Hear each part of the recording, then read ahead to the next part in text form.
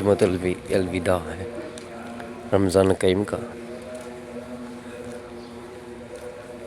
अभी खुतबा शुरू हो गया।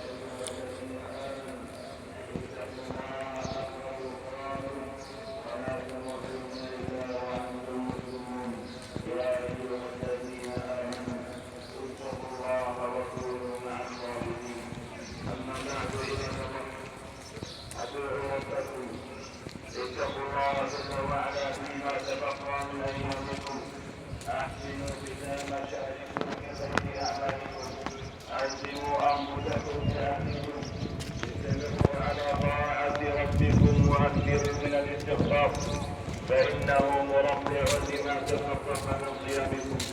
عباد الله، هذه آخر جمعة من رمضان، وهكذا عباد الله تمضي الأعمار. هكذا هي الدنيا، إنما العبد جملة من أيام، كلما ذهب يوم ذهب يومه. هذا رمضان تصرفت أيامه، انتهت لياليه، انفض سوقه. هنيئا لمن قاوم هواه، هنيئا لمن عالج نفسه، هنيئا لمن أرضى ربه في هذا الشهر العظيم. هذا الشهر الذي تنسس رغيبه، ارتوت فيه قلوب الصالحين، سكنت فيه بيوت الصالحين.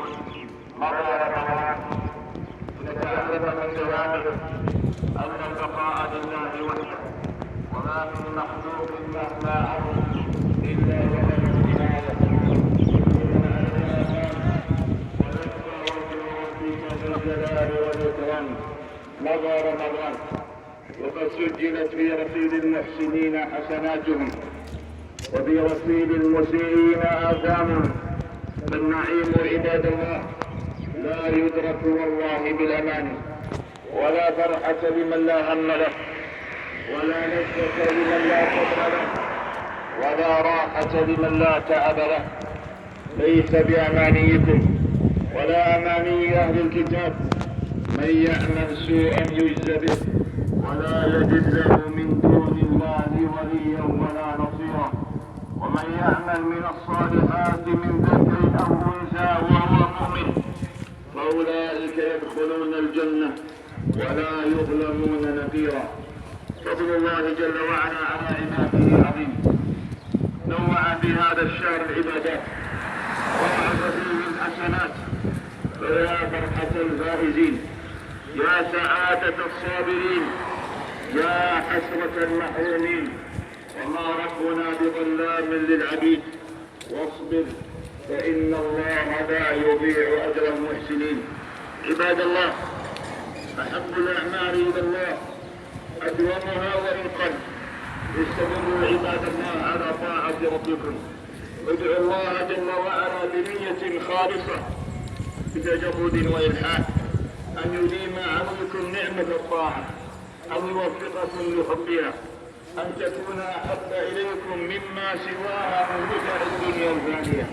عباد الله، إن من سوء العاقبة أن يقطع المسلم حبل الطاعة بينه وبين ربه.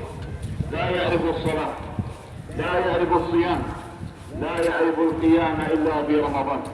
ربنا في سائر الشهور واحد، فكما أنه فضل بعض الشهور على بعض، أمرنا ربنا جل وعلا أن نعبده في جميعها. جعل مداومة الطاعات أمارة من أمارات أهل الإيمان، وجعل انقطاع الطاعة بعد قيامها من أمارات النفاق والعياذ بالله. من المؤمنين رجال صدقوا ما عاهدوا الله عليه، فمنهم من قضى نحبه ومنهم من ينتظر وما بدلوا تبديلا. الله الله عباد الله، تغانموا ما بقي لهذا الشهر من أوقات فاضلة.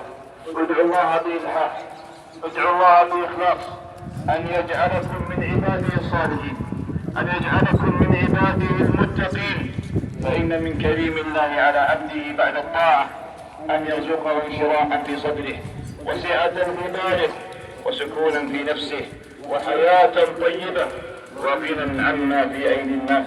من عمل صالحا من ذكر أو أنثى وهو مؤمن فلنحيينه حياة طيبة ولنجزينهم أجرهم بأحسن ما كانوا يعملون. عباد الله، أوشكت أيام رمضان على الرحيل بعد أن سعد بها أهل الإيمان، أودعوا فيها ما استطاعوا من عمل صالح كانوا يتنافسون فيه على ما يقربهم إلى ربهم ويرفع درجتهم ويعلي مكانتهم. إن لهذه الأيام عباد الله مشاعر عظيمة تعز على المسلم فراقها ويعظم في قلب المؤمن غيابها. عباد الله، إن من سعة رحمة الله جل وعلا ومن كريم فضله على عباده أن جعل في شهر رمضان للصائم صدقة يطهر بها ذنبه ويرضي بها ربه. زكاة الفطر على الذكر والأنثى والصغير والكبير من المسلمين صاعا من بر أو من شعير أو من أرز يجوز تعجيلها قبل العيد بيوم أو يومين إذا كان ذلك أنفع الفقير. يخرج طعاما يتبلغ به الفقير في يوم عيده. نسأل الله جل وعلا في ختام هذا الشهر الكريم أن يمن علينا وعليكم بالعفو والمغفرة والرحمة والقبول، وأن يكتب لنا وللمسلمين العتق من النار، وأن يجعل حالنا بعد رمضان خيرا من حالنا فيه، وأن يفتح لنا أبواب الخير، وأن يختم لنا رمضان بخير، وأن تدخلنا رمضان القادم ونحن نعمل بالأمن والاستقرار والصحة والعافية